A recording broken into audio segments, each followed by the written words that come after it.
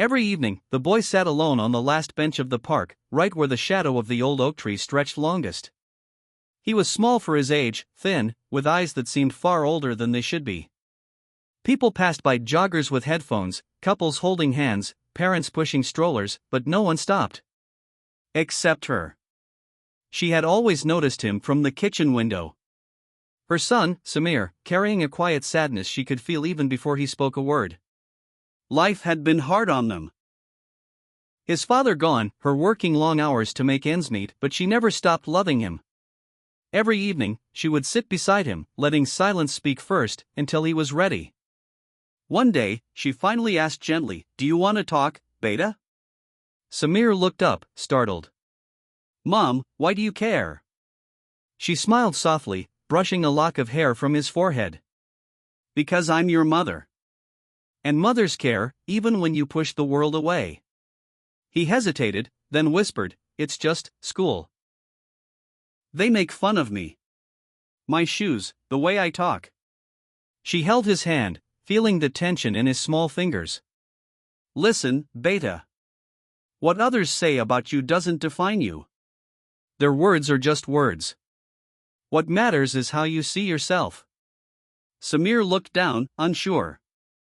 "You know," she continued, "sometimes it hurts. And that's okay. Feeling hurt doesn't make you weak. Crying doesn't mean you're not brave. Your feelings are proof that you're human." He nodded slowly. "But it still hurts, Mom." "Yes," she said softly. "Pain is part of life. But it doesn't get to decide who you become. You have the power to choose kindness, courage, and honesty even when the world seems unfair." The next evening, they sat with hot chocolate in hand. She smiled and asked, "Beta, what do you dream of?" He laughed bitterly. "Dreams are for people who get lucky, Mom. People like me don't get to choose." She shook her head gently. "No, Beta. Dreams don't ask for permission. They ask for courage. And you have courage inside you. You just need to let it out." He looked at her, unsure. I like to draw. I like making stories." Her eyes lit up. "Then do it. Draw, write, imagine, not to be famous or rich, but because it saves a part of you that the world sometimes tries to break. And one day, your stories might save someone else too." That night, Samir stayed up late, drawing, imagining, creating worlds where he could be brave and kind, just as his mother had told him. One day, while they were walking through the park, Samir asked, "Mom, why are you always so patient with me? Even when I get angry or sad?" She looked at him, remembering the nights she herself had felt unseen as a child. "Because once, I was a little girl who needed someone to care. And now, you are my child, I will always care."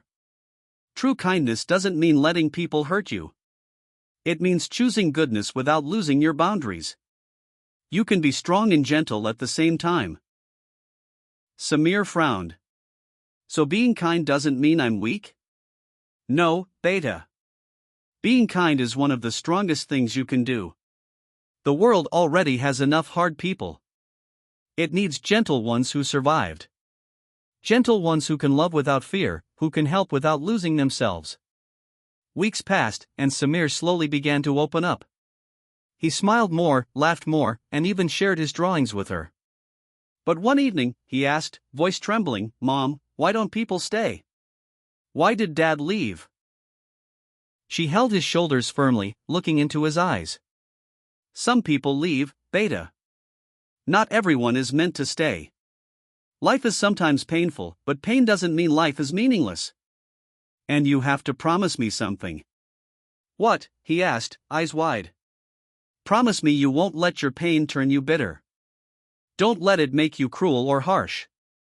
Use it to grow, to help others, to be gentle even when it's hard." Samir nodded. "I promise." "Good. The world needs people like you, Beta. People who survived and still choose kindness." One rainy evening, she handed him a small envelope. "I wrote you something, Beta. For the times I'm not there. For the moments you feel alone. Samir opened it carefully. Inside was a letter she had written with all her love.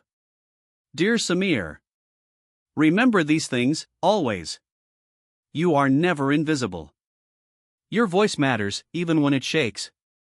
Your past doesn't decide your future. Needing help is never weakness.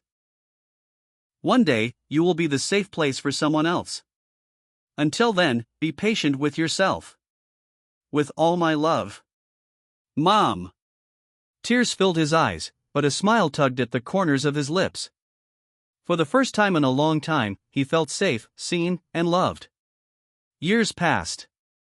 The park changed. The old oak grew taller.